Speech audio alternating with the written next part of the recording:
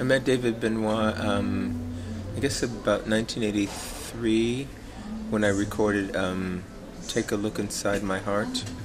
It's one of the vocal tracks on his very first album, Stages, I think is the name of the album.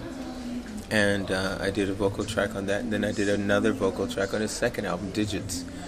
And his company, his record company at the time, asked me if I would do an album including those two tracks and write more material with David and Lorraine Feather. And that's how we began that relationship, and that was 1984.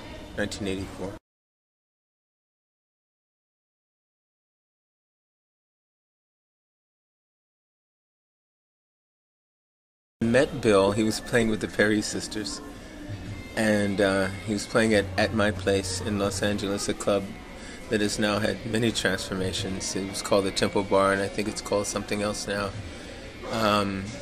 And Bill was on stage with these women and singing along with the Perry Sisters, singing a little backing vocals, and they gave him a moment to solo and play, and I lost it. I just completely lost my mind. I thought he was the best singing guy I'd heard in a long time, singing and playing and scatting, and you know how he does his wonderful scatting. And I asked him, I said, could I have your number? And he started playing with me, and we played clubs in Los Angeles.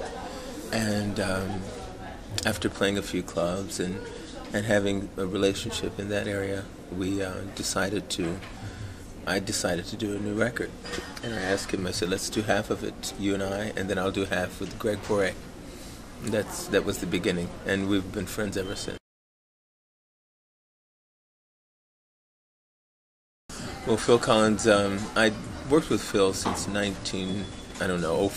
I don't know. 1910. I'm just kidding. And it was usually just two singers. My first tour, no, three singers with the first tour. The Carnival thing, you know, that serious tour. It was myself, Fred White, Bridget Bryant. And then the next tour, he said, I just want you and a girl, and I've auditioned this girl, I want you to meet her. And it was Amy Keys. And Amy and I had lunch, and we talked, and we got along great. I said, we're going to be like friends on the road. I said, I can tell, you know. So it was just Amy and I. And then the following tour, he said, I want a chorus. He said, I wanted it to be as big as it is when you guys double and triple tracks on the records. And he said, I want 6 voices. And we said, oh, God, this could be, you know, too much. So we have to choose the voices then. So I suggested Bill as one of the men, Lamont Van Hook, and Amy suggested Connie Jackson and Lynn Fidmont. And I'd worked with everybody except Connie, so we were all fine. So it was great. That's how Bill got involved, and Bill went on a full European tour, an American tour.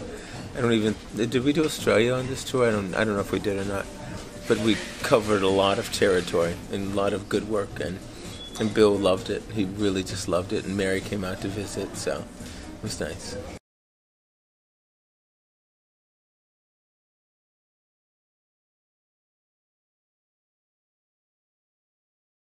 I called it Back to Front because someone had written an article on me in England, and it's the expression of reading, you know, a book back to front, you know. But I thought it was a good. Had done the article, backing vocalist becomes front singer, on the You Can't Go Back album. They reviewed the You Can't Go Back album. And I said, well, that's a great idea for an album because I've sung on so many songs as a backing vocalist, and there's songs, many of them are songs I really would love to sing as leads.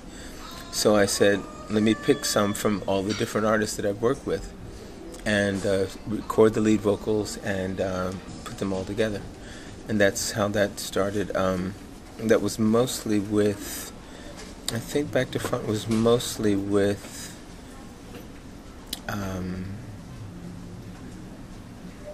what's his name? Some of it was with Dana Walden, who had done my exception to the rule with Brad Cole. The rest of it was with Brad Cole at his home studio.